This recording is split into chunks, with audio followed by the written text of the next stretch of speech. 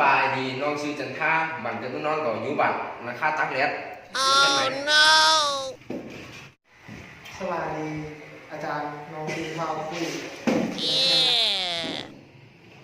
เป็นย่างลงใส่หมวกนะเอาสมองนั่งลงเฮ้ยราคาแล้วลูกมาแนะนำโอ้ยเสียละเราถามมันเท่านั้นลูกถามไปย่างเฮียนเก่าเฮียนเก่าบุโบแต่เจ้าน้องซื้อว่าเท่าบอยบุโบใจนะแค่นั้นบุโบใจยังอาจารย์มันรักเป็นตาโน่โอ้มึงนี่หาบ่นักเลงบ่จะส่งเนาะเอ๊ะเดี๋ยวผมข่อยไม่เอา Oh no ส่ง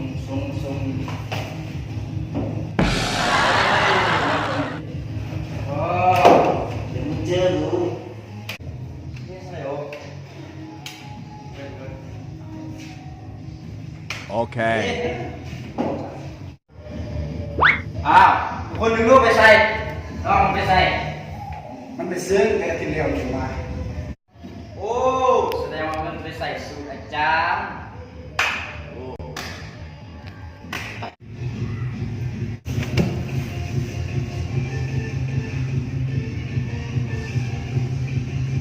ชาติว่า อาจารย์กูมันซื้อที่ไรกันเตี้ย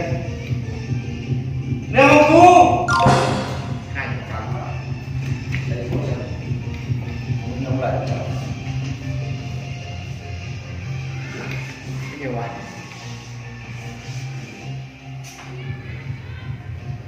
วันนี้เราก็จะมาเฮียนนะวิซ่ามันยังไงมันไปแปลได้ อาจารย์มันตอบได้มันเป็นอันนี้เจ้าคอนขี้มูกนิ้วโป้ง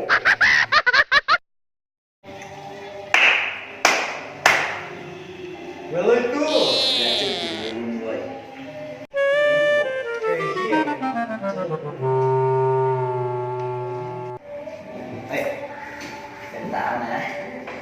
เนี่ย กูจะเอาถามมันต้องซื้ออะไร ไปเช้าสีใส่เลย มันติ้ม มันมาจากแถว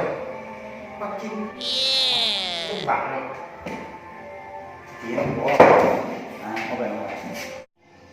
เฮ้ยยังว่านั่นเด้กูมียังอาจารย์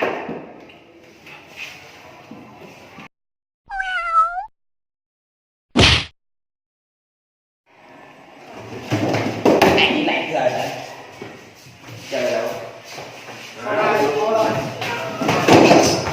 Oh no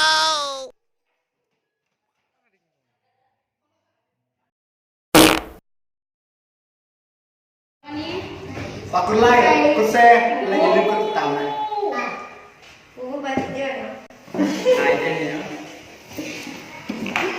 FC